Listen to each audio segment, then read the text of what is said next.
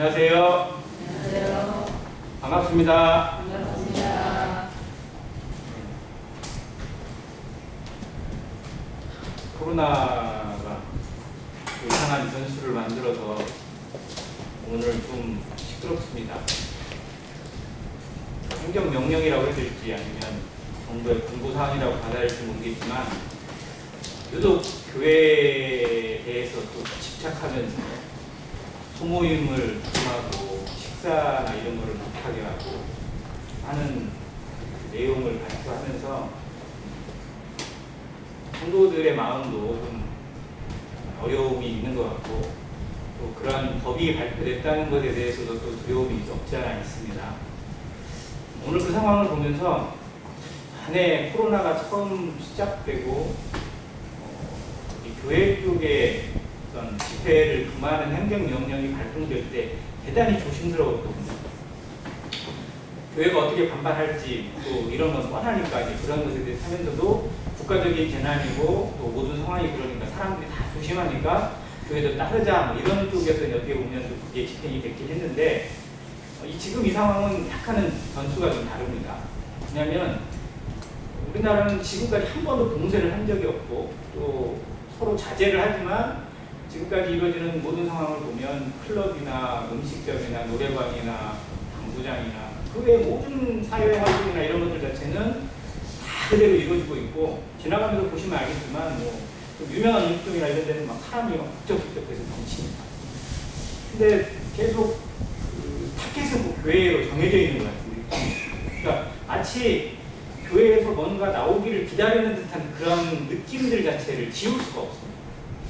여기에 저는 정말로 복음을 해방하고 교회의 어떤 것을 막기 위한 사단의 책략도 또 공격도 포함되어 있지 않나라는 생각을 되게 강하게 갖습니다. 그래서 오늘 그 정부의 발표가 이루어지고 나서 바로 기독교 쪽에서 움직임이 나타난 청와대에 청원이 올라갔어요. 이 법령은 교회를 향해서 너무 가혹하다. 교회도 방역을 준수하고 있고 서로 하고 있는데 그거를 일방적으로 금하는 거는 그리고 그거에 대해 벌금을 부과하겠다고 하는 것은 이건 탄압이다. 이거는 받아들이기 어렵다라고 하면서 청원을 올린 내용이 오늘 올라갔어요. 근데 저도 이제 그 내용을 받고 거기에 동의를 올렸는데 제가 올리는 순간에 71,500명이 동의를 했어요. 그러니까 몇 시간 안에 지금 그 정도가 동의가 됐어요.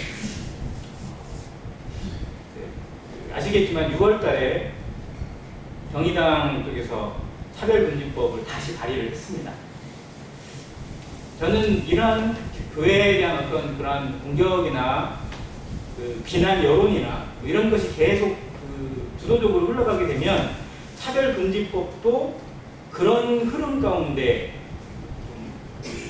연결을 하려고 하는 움직임이 나타나지 않을까라는 두려움이 있어요. 그러니까 교회가 반대하는 것은 교회의 이기적인 것이다 라는 걸로 이제 매도를 하는 그런 경향입니다. 그러니까 교회는 지기들만 생각한다. 그러니까 차별금지법을 반대하는 것이 어떻게 보면 교회밖에 없는 것처럼 여론을 몰아서 교회가 반대하는 것은 어떻게 보면 사회에 좋은 거다 이런 식으로 여론몰이를 해나갈 수도 있습니다. 그러면 지금까지 차별금지법이 하다가 상정 폐기되고 했던 것과 다른 상황이 올 수도 있어요. 이건 아주 심각한 상황이 될 수 있습니다.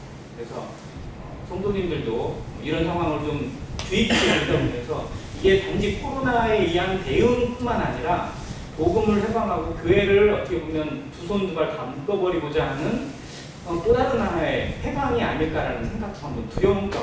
물론 제가 너무 지나치게 생각할 수도 있지만 그런 두려움이 없잖아 계속 있습니다. 그래서 더욱 긴장하는 마음으로 기도하고 또 국가의 어떤 그런 것에 대해 따르긴 해야 되지만 저희의 의견을 내는 그런 청와대 청원이랄지 이런 거는 법으로 정해져 있는 겁니다. 그런 것들을 할 수 있다면 성도들 같이 동참하면 어떨까 하는 생각을 한번 해보겠습니다.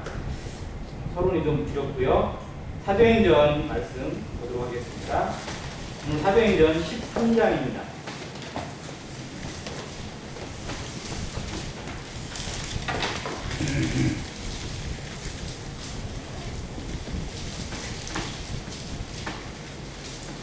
사도행전 13장은 앞에 있는 사도행전 12장 25절부터 연결이 되어 있습니다.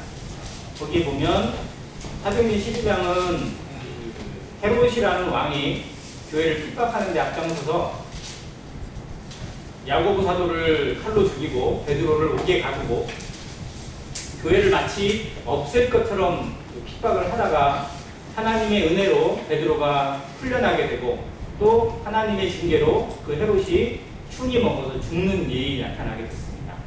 그래서 결론이 하나님의 말씀은 더욱 흥왕하여 더하더라라는 말씀으로 성경이 매짐을 딛고 있습니다. 사단이 방해해도 세상이 방해해도 그 어떤 권력자가 해방을 해도 복음은 하나님의 말씀은 막을 수 없음을 성경이 증거하고 있는 것입니다. 그리고 바나바와 바울이 그때 당시에 부조를 하기 위해서 안디옥에서부터 예루살렘 교회까지 가 있었는데 그 상황을 목격을 하고 이제 안디옥으로 다시 돌아오는 과정을 기록해주고 있습니다. 근데 이제 안디옥 상황을 보여주는 말씀이 13장이에요. 지금까지는 사도행전 1장부터 12장까지는 중심이 예루살렘 교회였습니다. 물론 안디옥 교회도 나타나긴 했어요. 안디옥에 어떻게 교회가 생겼는지, 이방세계 어떻게 복음이 전해졌는지 이런 나와 있긴 하지만 어쨌든 복음의 중심 그리고 전파의 중심지는 예루살렘 교회와 사도들이었습니다. 그런데 13장 이후부터는 그 중심지가 안디옥 교회로 완전히 바뀌게 돼요. 그래서 사도행전을 두 부로 나누면 1부가 12장까지고 13장부터가 2부에 해당됩니다. 오늘 이 말씀부터 해서 이제 사도행전 역사는 선교의 역사로 전환이 됩니다. 즉 예수님이 제자들에게 명령하신 것, 예루살렘과 온 유대와 사마리아와 그 다음 어디요? 땅 끝까지. 즉 지금까지 예루살렘 교회를 중심으로 이루어졌던 사역은 예루살렘과 유대와 사마리아까지였어요. 주로 그 지역에 거의 국한되어 있었습니다. 거기를 쉽게 벗어나지 못했어요. 왜냐하면 유대인 중심으로 거기 이루어졌기 때문에. 그런데 안디옥 교회를 중심으로는 이제 헬라 세계로, 이방 세계로, 그리스 전역으로, 나아가서는 로마까지, 실제로 더 원하기는 저 스페인까지 하나님의 복음이 정말 밀물처럼, 질풍노도처럼 퍼져나가는 과정을 그려주고 있고 그 역할을 예루살렘 교회가 아닌 안디옥 교회가 감당하게 하시는 것을 보게 됩니다. 모든 사람의 역할이 있지만 나름대로의 한계가 있어요. 그 사람을 통해서 하나님이 일하시지만 그 사람에게 맞는 역할과 한계가 있고 또 다른 사람을 통해서 이루어가는 다른 영역이 있습니다. 즉 하나님의 어떤 그 뜻을 제대로 분별하고 순종하는 성도들 그리고 그런 교회가 되어졌을 때 하나님의 때와 맞고 하나님의 역사와 맞는 그런 열매를 거둘 수 있다는 것을 한번 생각합니다. 아무튼 이 다음부터는 베드로라는 이름이 거의 등장을 하지 않습니다. 물론 베드로가 복음을 안 전했을까요? 베드로는 여전히 복음을 전하고 교회를 돌아보고 하나님의 말씀을 전하는 성경의 일을 계속하고 있었을 것입니다. 그러나 성경의 초점, 성경이 보여주는 그 초점은 베드로와 예루살렘 교회로부터 이제 안디옥 교회와 사도 바울로 전환이 되는 과정을 보여주게 됩니다. 그러면서 안디옥 교회를 설명해주고 있는데요. 1절입니다. 안디옥 교회에 선지자들과 교사들이 있으니 곧 바나바와 니게를 하는 시므온과 구레네 사람 루기오와 분봉왕 헤롯의 젖동생 마나엔과 및 사울이라 5명의 리더 그룹을 소개해주고 있습니다. 안디옥 교회에 그런 사람들이 있다는 거예요. 안디옥 교회는 자생적으로 일어나는 교회입니다. 어떻게 보면 스데반의 일로 인해서 흩어져 있는 그런 사람들 그리고 거기에서 복음을 들었던 사람들이 피난을 가서 아니면 자기 고향으로 돌아가서 복음을 전하고 서로 전하여서 이렇게 생겨난 교회였는데 그 소식을 듣고 예루살렘에서 이 바나바를 타송을 합니다. 바나바가 가서 보니까 정말로 좋은 열매들, 좋은 싹, 그리고 좋은 환경을 가지고 있는 그런 모습을 보고 너무 기뻐서 그들을 보내고 또 자기 혼자 감당하기 어려워서 사울을 데리고 와서 같이 동역해서 1년 동안 동역했을 때 어마어마한 열매가 거둬지게 됐습니다. 그리고 그 사이에 새로운 교사들, 새로운 리더들 그룹이 더 나타나게 된 거죠. 그래서 5명이 세워져 있습니다. 이들을 뭐 장로라고 해야 될지 않을지는 모르겠어요. 그런데 여기 뭐라고 되어 있냐면 선지자들과 교사로 되어 있습니다. 하나님께서 교회를 세우실 때, 교회를 정착하게 하실 때에 세운 그 은사의 그 과정이 예배소서에 나와 있는데 처음엔 사도, 그리고 선지자, 교사, 그리고 목사 이런 내용까지 나옵니다. 이 목사는 지금 목사 직업이 아니라 이제 목자입니다. 어떻게 보면 이제 목회자의 개념으로 해서 장로의 어떤 그런 해당되는 부분이에요. 아무튼 그런 사람들을 통해서 교회를 제대로 뿌리가 내리게 하고 자라게 하고 성숙한 모습으로 이끄는 모습이 있는데 대단히 중요한 사람들입니다. 근데 이들이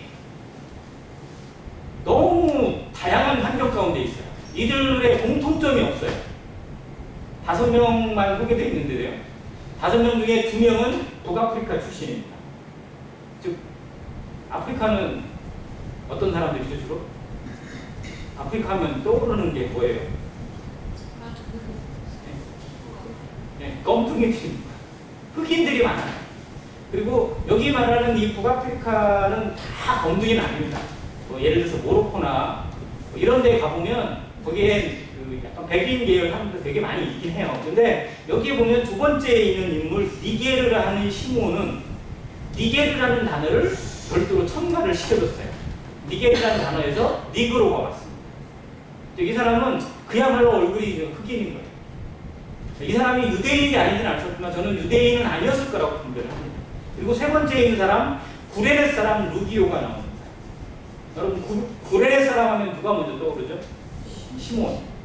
근데 좀 웃기는 게요. 앞에 있는 니게르라는 시몬을 구레네 사람 시몬과 동일 인물이라고 추측하는 성경 학자들도 있긴 있어요. 그런 주장도 있습니다. 그런데 그건 좀 안 맞는 것 같아요.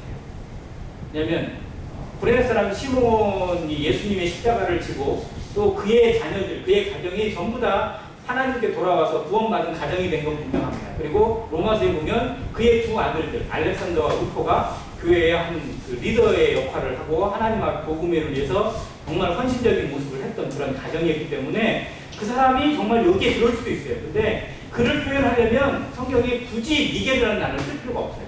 왜냐하면 그는 처음부터 구레네 사람 시몬으로 소개됐기 때문에. 그래서 저는 다른 사람이라고 분별을 합니다. 그리고 그와 같은 동네였던 구레네 사람 루기오가 여기에 교사가 되어 있습니다. 그가 시몬의 역할을 영향을 받았는지 안 받았는지는 알 수 없지만 아무튼 그 시몬이라는 사람의 씨앗을 통해서 그 뿌리를 통해서 그 지역 아프리카에도 계속 복음의 영향력이 나타나고 구원받는 영향력이 나타나고 하나님의 일을 위해서 복음을 위해서 일하는 그런 리더들이 나타났다는 사실이 참으로 놀랍습니다. 예수님이 십자가를 지고 쓰러지실 때 로마 군인이 억지로 그 사람을 끌고 와서 십자가를 지었거든요. 이 사람은 되게 억울해요. 그냥 어떻게 보면 거기 지나가다가 그냥 걸려든 거예요. 그렇잖아요. 그래서 뭐 남들이 그 십자가 지고 싶은 사람이 어디가 있어요. 십자가는 저주예요. 저주. 무겁기도 하지만요. 그걸 진다는 거는 어떻게 보면 정말 저주를 짊어지는 거고 예수님이 누군지도 모르고 예수라는 청년이 누군지도 모르는데 그 사람의 십자가를 자기한테 지우는 것이 실제로는 대단히 기분 나쁜 일일 수도 있어요. 그런데 그게 그날 그 사건이 그의 인생을 바꿨고 그의 운명을 바꿨고 세계의 운명을 바꿨다고 생각해보면 하나님이 하시는 일은 정말 사람이 예측이 안 된다는 것입니다. 우연히 일어난 것 같지만 하나님은 그 모든 것의 주관자가 되셔서 이 시몬이라는 사람을 통해서 또 다른 계획들을 가지고 계셨고 교회와 복음 그리고 하나님의 일이 그 사람을 통해서 이루어지게 하시는 과정이 있어요. 예수님이 어쩌면 그를 자신의 일에 동참시키신 거죠. 그렇게 보면 예수님 곁에 있었던 순간 예수님 곁에 있었지만 정말 위대한 걸음을 걸었던 사람들이 많아요. 예수님 옆에서 죽은 강도 이름도 모릅니다 저희가. 근데 이 강도는 무슨 일을 했죠? 뭐 한 거 있나요? 그냥 죽기 직전에 믿음 고백한 것밖에 없잖아요. 근데 이 사람을 통해서 얼마나 많은 사람이 복음을 듣고 구원을 깨닫고 아, 나 같은 사람도 구원받을 수 있구나라는 확신을 갖게 됐을까요? 정말 셀 수도 없어요. 야, 강도도 그 직전에 믿음 고백하고 구원받았어. 뭘 안 해도 뭘 해서 구원받는 게 아니야. 강도를 봐. 우리가 얼마나 복음 전하기 좋아. 정말 대단한 표본입니다. 그렇게 하나님이 사용하셨어요. 그러니까 그런 인생도 그런 어떻게 보면 쓰레기처럼 살아가는 사람도 하나님 앞에 붙들리면 하나님이 사용하시면 놀라운 열매로 놀라운 역사를 만들어내는 그런 그릇이 되게 하십니다. 우리가 하나님이 나를 어떻게 사용하실지 우리 교회를 어떻게 사용하실지 우리 가정, 우리의 자녀들을 어떻게 사용하실지 내가 계산하는 게 아니라 하나님의 붙들리기만 하면 됩니다. 그래서 우리 같은 사람도 하나님 나 같은 사람도 필요하시면 하나님 써달라고 나를 드리겠다고 하는 기도가 모든 성도를 통해서 드려지기를 간절히 바랍니다. 아무튼 그런 두 사람이 있고요. 뭐 바나바와 사울은 유명한 사람이니까 빼겠습니다. 근데 또 한 사람이 누구예요? 곤봉왕 헤롯의 젖동생 마나엠. 그러면 이 사람은 어디서 자란 거예요? 왕궁에서 자란 겁니다. 왕궁. 헤롯과 함께 이 젖동생이라는 건요, 바로 밑에 있는 그 형제라는 의미가 아니고 같이 큰 거예요. 그 왕궁에서 헤롯을 도우면서 컸는지 아니면 헤롯의 수종자로 컸는지 모르지만 아무튼 그 사람은 헤롯 밑에서 동생처럼 큰 사람이에요. 그러니까 왕궁에서 태어나서 왕궁에서 자란 사람이에요. 그러니까 왕가의 피가 흐르고 왕가의 혈통이 있는 사람인데 복음을 듣고 구원받고 이 안디옥 교회의 리더가 되어 있다는 것입니다. 하나님이 원하시기만 하면 어떠한 신분이든 어떠한 위치에 있든 어느 지역에 있든 가리지 않는다는 것입니다. 하나님 앞에 준비된 사람들, 하나님이 들어 사용하시고자 하는 사람들, 누구도 헤아릴 수 없는 어마어마한 하나님의 준비된 이 그룹들이 있다는 것을 한번 생각해 보게 되고요. 이들이 어떻게 보면 안디옥교회를 지금까지 잘 이끌어왔고 앞으로도 그렇게 이끌어갈 것입니다. 그런데 성경은 그들이 그 자리에 머물러 있기를 원하지 않고 그 사람들을 통해서, 그 교회를 통해서 다른 일이 이루어지게 하십니다. 주를 섬겨 금식할 때에 성령이 이르시되 내가 불러 시키는 일을 위하여 바나바와 사울을 따로 세우라. 성령이 직접 개입하셔서 그들 속에 주장을 하십니다. 그들 가운데 명령을 하세요. 그래서 언제 그 명령이 내렸냐면 주를 섬겨 금식할 때에 이 말씀을 깨닫게 되었습니다. 즉 하나님의 말씀을 깨닫고자 하면요, 우리의 태도가 달라야 돼요. 교회의 태도가, 성도의 태도가 그냥 가만히 있으면 하나님 깨닫게 해주세요 이게 아니라는 겁니다. 적어도 말씀을 깨닫고 하나님의 뜻을 분별하고자 하면 우리의 자세가 뭐 금식까지는 아니고 말씀 안에 머물러 있고 기도 가운데 머물러 있고 그 태도가 꾸준해야 돼요. 주를 섬겨 금식할 때 이 말씀은 그냥 순식간에 단번에 한 번만 이렇게 한 게 아니라 지금까지 쭉 그렇게 해온 가운데서 성령이 그들 가운데 개입하셔서 말씀했다는 의미입니다.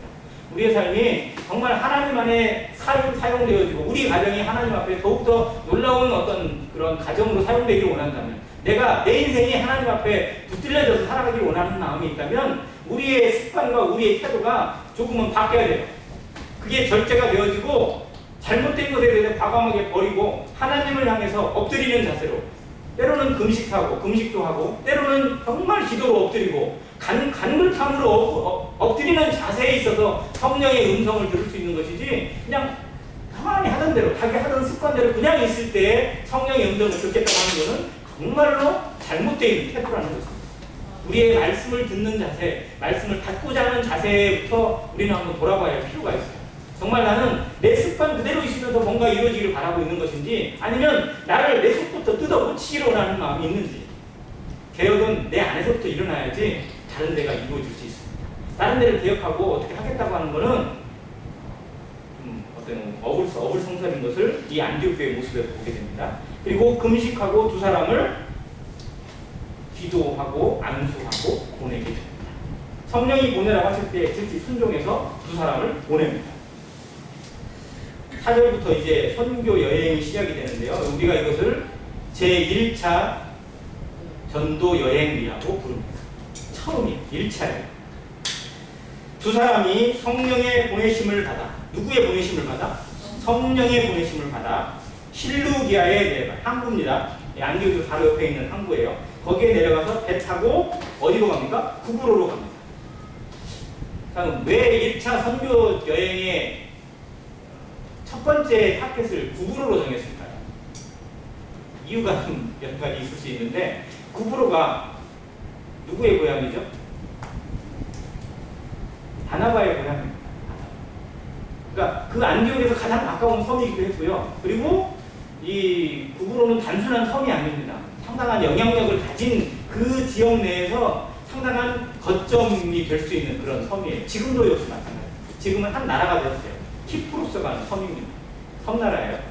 근데 이 구브로 출신 바나바가 생각할 때 정말로 그곳이 우선 좀 복음으로 변화되어지고 복음으로 거점이 되기를 바라는 마음이 있었을 것입니다. 그래서 구브로로 갑니다. 그리고 살라미에 이르러 하나님의 말씀을 유대인의 여러 회당에서 전합니다. 이게 회당에 가서 전합니다. 자, 근데 5절에 보니까 누구를 수용원으로 두었더라? 요한. 이 요한은 마가 요한. 마가복음을 기록한 사람이고요. 그의 어머니의 이름은 마리아입니다. 그리고 그 마리아는 마가의 다락방의 안주인이에요. 그러니까 마가의 다락방 하면 예수님의 최후의 만찬, 그리고 예수님이 예루살렘에 가서 어떤 공식적인 모임을 갖게 될 때 내어준 방입니다. 즉 자기의 집을 내어준 가정이에요. 그 가정에서 자랐던 청년입니다. 즉 자기 어머니의 신앙, 그리고 이 요한의 삼촌이라고 했지, 외삼촌이라고 했지, 바나바가 자기의 외삼촌이에요. 그러니까 바나바와 같은 삼촌, 마리아와 같은 어머니, 그리고 항상 예수님과 제자들을 봤어요. 마가 요한은 젊어서부터, 어려서부터. 어떻게 보면 그 일에 너무 익숙해져 있어요. 예수님, 제자들, 나중에 보면 베드로 기록에 이 마가 요한을 뭐라고 얘기하냐면 자기의 아들로 기록을 해놨어요. 아들로 거의. 그러니까 마가 요한은 어떻게 보면 그의 환경적으로 예수님 주변에 있는 사람들과 너무 친해요. 그러니까 자기만이 거기에 어떻게 보면 합당하다고 생각했는지도 모르겠어요. 그리고 삼촌과 사울이 안디옥에서 예루살렘에 와서 부조의 일을 마치고 돌아올 때 같이 따라온 거예요. 따라와서 이제 자기도 이제 복음을 위해서, 주를 위해서, 하나님을 위해서 일하겠다고, 뭔가 하겠다고 이제 어떻게 보면 젊은 청년의 열정과 혈기로 따라 나섰습니다. 그래서 그 사람을 수행원으로 두었어요. 자, 선교 여행을 떠나는, 또 복음 전도 여행을 떠나는 이들에게 있어서 정말로 일이 많습니다. 아시겠지만 그 모임의 허일웅 경제님이 지금 도서 지역 전도 여행을 다닙니다. 교회가 없는 지역, 지금은 완도에 가고 있습니다. 완도에는 교회가 있긴 한데 완도에 가서 어떻게 보면 전도 여행을 하시는 거예요. 그냥 그 지역을 막 구도자 연결되어 주길 바라고, 또 없으면 그냥 아무데나 찾아가서 하고. 그런데 그 일을 할 때 혼자서 감당할 수 있나요? 혼자서 모든 걸 다 할 수 있어요? 가면 밥도 해 먹어야 되잖아요. 거기서 지내야 될 숙소도 있어야 되고, 밥을 해 먹으려면 준비물도 많아야 되고, 또 복음 전도 여행을 하려면 그만큼 따라야 되는 것도 정말 많습니다. 재정적인 부분까지. 이 모든 것을 합력해서 해주지 않으면 도저히 하고 싶어도 못하는 겁니다. 근데 지금 그 화영재님 거기 가는 곳에 일행이 15명이에요. 즉 함께 해주는 사람들이 그만큼 있다는 겁니다. 그 중에는 청년들도 있어요. 청년들이 많습니다. 오히려. 이들이 계속해서 막 서포트를 해주는 거예요. 힘든 일이나 이런 것들, 짐을 나가야 되고 뭐 이런 것들도 같이 합니다. 그들이 없으면 어쩌면 제대로 이루어질 수 없는 일이에요. 교회의 일도 마찬가지입니다. 리더가 있고 어떤 중요한 일을 맡은 사람이 분명히 있지만 뒤에서 서포트해주고 함께해주는 동역자가 없으면 그 일은 절대 이루어지지 않습니다. 그래서 교회에서 함께하는 것이지 누군가가 하는 게 아니라는 거예요. 나에게 맡겨진 부분이 어디고, 내가 감당할 수 있는 부분이 어디고, 내가 행해야 될 부분이 무엇인지, 내 눈에 보이고 내 마음에 들려지는 부분이 어디인지를 깨닫고 거기에 기도하고 그 일을 드리는 겁니다. 누가 알아줘서 하는 게 아니고 그냥 주님께서 주시는 그 소원함으로, 그 간절함으로 그 일을 감당할 때에 교회가 진짜 교회가 되는 것입니다. 그렇지 않으면 누군가에 의해서만, 어떤 사람에 의해서만 이루어지는 것이라면 그거는 하나님 앞에 참된 의미가 아닙니다. 그런 의미에서 이 마가 요한을 수행원으로 둔 것은 지금 참 합당한 것 같아요. 어쩌면 더 많은 수행원이 필요할 수도 있는데 처음 시작한 거기 때문에 실제로는 마가 요한이 수행원의 역할을 합니다. 그는 아마 즐거운 마음으로 했을 거예요. 근데 그 즐거움이 계속 가지 못하는 것이 참 아쉽긴 합니다. 아무튼 처음 시작한 그 자원함과 그 처음 사랑, 그 뜨거움을 계속 지키는 일은 쉽지 않습니다. 처음의 열정은요 금방 식어요. 구원받고 그 뜨거움은 오래 못 갑니다. 근데 우리는 계속 날마다 마음을 새롭게 해서 그걸 잃어버리지 않도록 지켜야 될 필요가 있다는 거죠. 아무튼 요한이 그를 돕는 일 가운데 함께해서 갑니다. 자, 온 섬 가운데를 지나서 바보에 이르러, 지명 이름이 좀 그렇죠, 바보. 이제 이곳이 실제 지금 있어요. 키프로스에 가면 파포스라는 지역이 있습니다. 이 파포스라는 도시가 이 키프로스의 이 구브로의 중심이에요.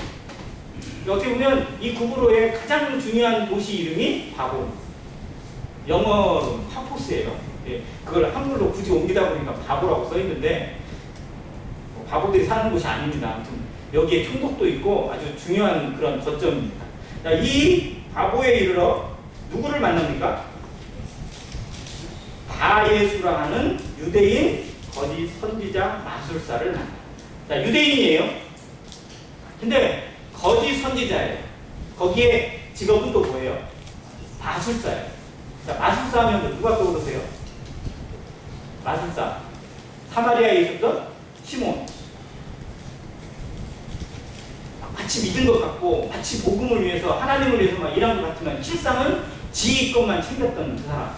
결국 이 사람이 영지주의로 빠졌다고 말씀드렸잖아요.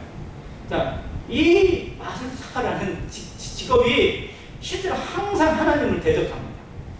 하나님의 일을 교묘하게 흩트려요.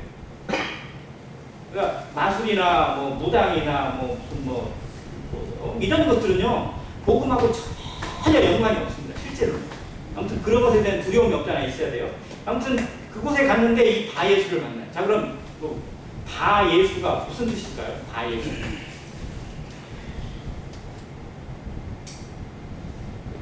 유대인 이름에 바가 들어가는 사람도 있어요. 바디메오. 그리고 예수님이 베드로를 부를 때 가끔 부르신 이름이 있죠. 바요나 시모나.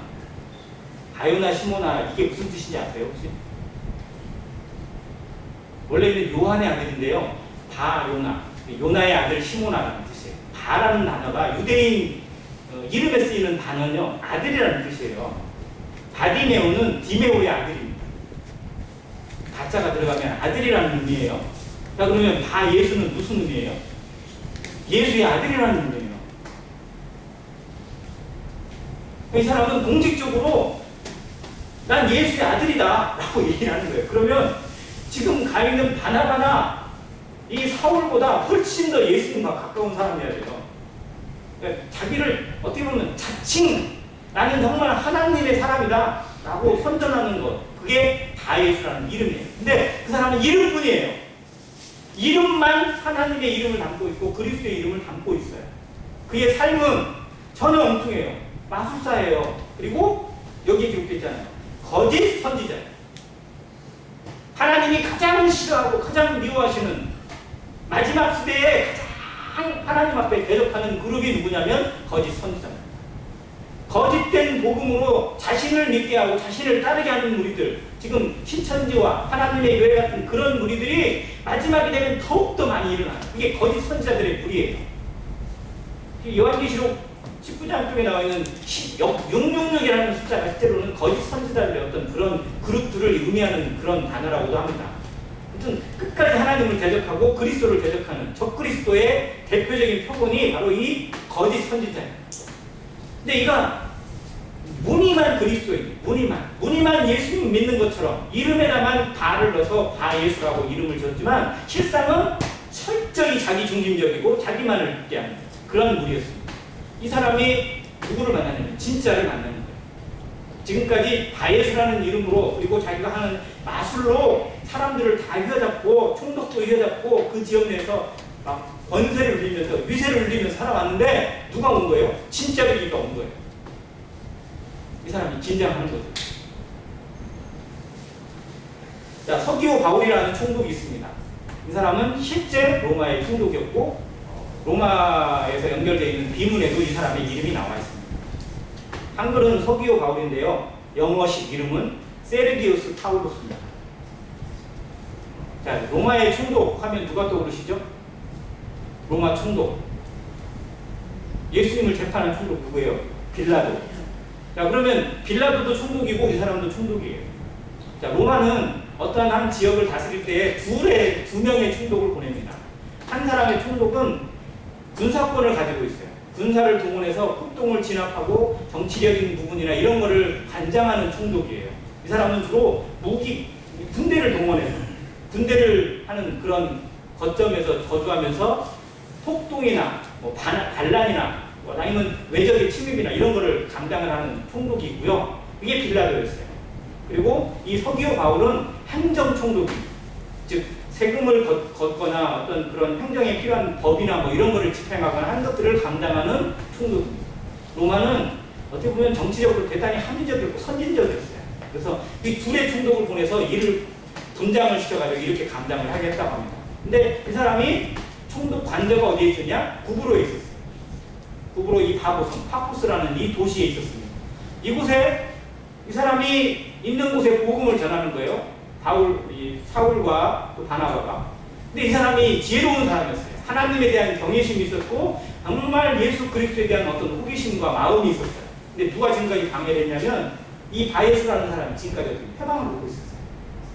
근데 진짜 백이 복음을 듣고 나니까 뭔가 저기는 뭔가 있는 것 같아요. 지금까지 들었던 것과 너무 차원이 다르고 정말 쟤는 뭔가 좀 속이 좀 구린 것 같은데 정말 순수한 복음인 것 같은 그런 느낌, 분별력이 있었던 거예요. 그래서 더 말씀을 듣고자 해요. 총독이 하나님이 이런 사람을 만나게 하신 거예요. 첫 선교지에서 총독인데 로마의 총독이고 정말 위세와 권세를 가진 사람이 복음에 관심을 가진다는 거, 이게 얼마나 의문분이에요.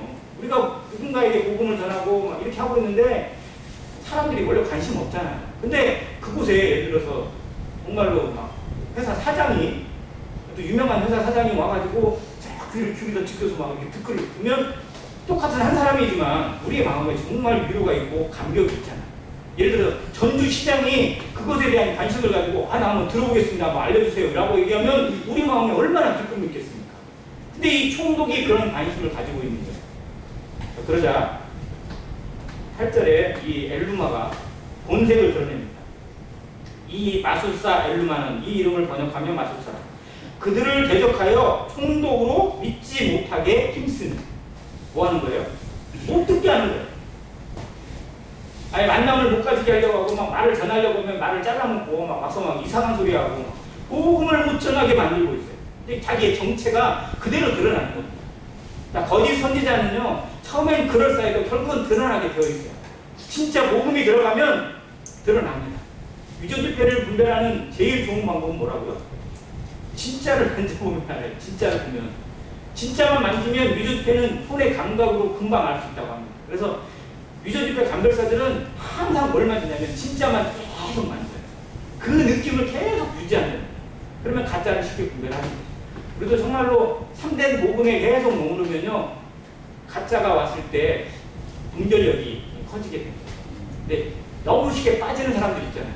이 사람들은 교회는 열심히 다녔는데 나름대로 성경에 대한 어떤 그런 갈구함이나 이런 건 있었는데 진짜 복음을 모르니까 어떻게 보면 너무 쉽게 그냥 빠져들어가 버리는 그런 사람들이 참 많습니다. 안타까운 일이죠. 근데 아무튼 이 엘루마가 본색이 드러나요. 그러면서 두 사람, 이 사도들을 해방하면서 복음을 해방하고 총독이 복음을 듣지 못하도록 계속 해방하고 있습니다. 사단의 전형적인 모습이 드러나는 거예요. 그러니까 이때 정말 놀라운 일이 일어났는데 9절 같이 한번 읽겠습니다. 시작. 바울이라고 하는 사울이 성령이 충만하여 그를 주목하고 이르되 모든 거짓과 악행이 가득한지요 마귀의 자식이요 모든 의의 원수요 주의 바른 길을 굳게 하기를 그치지 아니하겠느냐. 자, 사울은 지금까지 계속 뒤에 있었어요. 사울은 자기 스스로 자기는 절대 앞에 나서서는 안 되는 사람이라고 여기고 있었습니다. 왜 그럴까요? 자기가 어떤 사람입니까? 스데반을 죽이는 데 앞장섰고요. 교회를 핍박했고 성도를 잡아다가 가두고 심지어 그냥 공문을 받아가지고 그 멀리 있는 다메섹까지 막 찾아가서 성도들을 핍박했던 사람이잖아요. 교회를, 그리스도를 대적했던 사람이라서 내가 구원받았고 내가 하나님의 부르심을 받긴 했지만 내가 전면에 나서고 내가 앞에 나서는 것은 절대 합당하지 않다라고 그렇게 여기고 살아왔었어요. 여기도 지금 어떻게 보면 그래서 안디옥 교회의 일꾼을 소개할 때도 사울의 이름은 제일 마지막에 있어요. 그러니까 항상 바나바를 앞에 었고 바나바가 앞에서 하고 자기는 어떻게 보면 뒤에 돕는 역할이 있어요. 근데 이 거짓 선지자가 막 판을 치고 해방을 하는 모습을 볼 때 성령이 그의 마음을 감동시키셨어요. 그래서 그 일에 대해서 단호하게 나서서 그를 정죄하고 예수님의 이름으로, 하나님의 이름으로 그를 저주합니다. 예수님이 바리새인들에게 했던 저주와 너무나 똑같아요. 예수님이 마태복음 5, 6장 이쪽에 보면 이 바리새인들에 관해서 얼마나 저주를 퍼붓고 있는 거죠. 화 있을진저 독사의 새끼들이야 막 뭐 그런 식으로 표현을 하셨어요.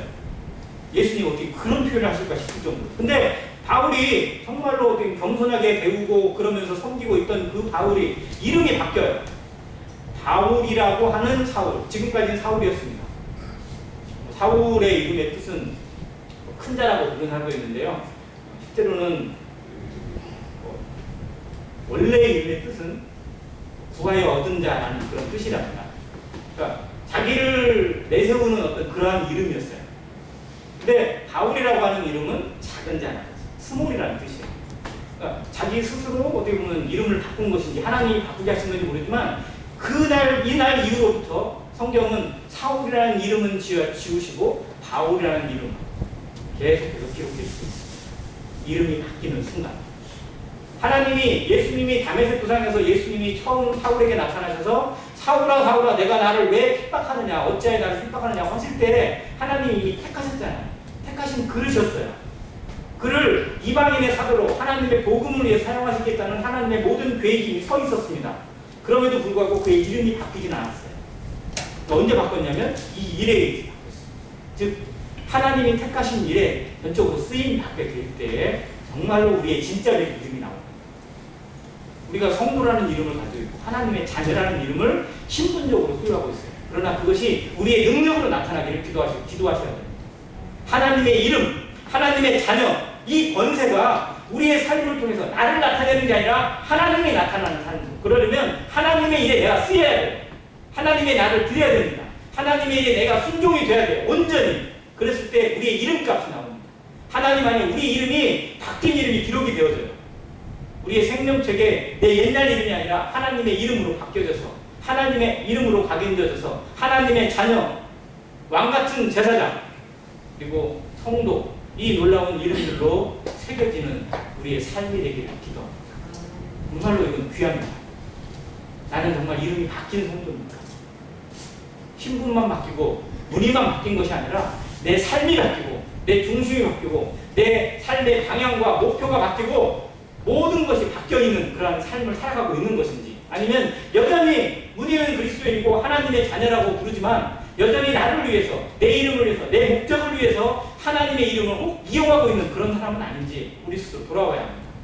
그래서 정말 이름값을 하는 성도 하나님이 부르신 예수 그리스도가 내 안에 있고 그리스도의 생명이 내 안에 있다면 그 가치가 훼손되지 않는 성도의 삶을 완행교회 성도들이 살아가게 되기를 간절히 바랍니다.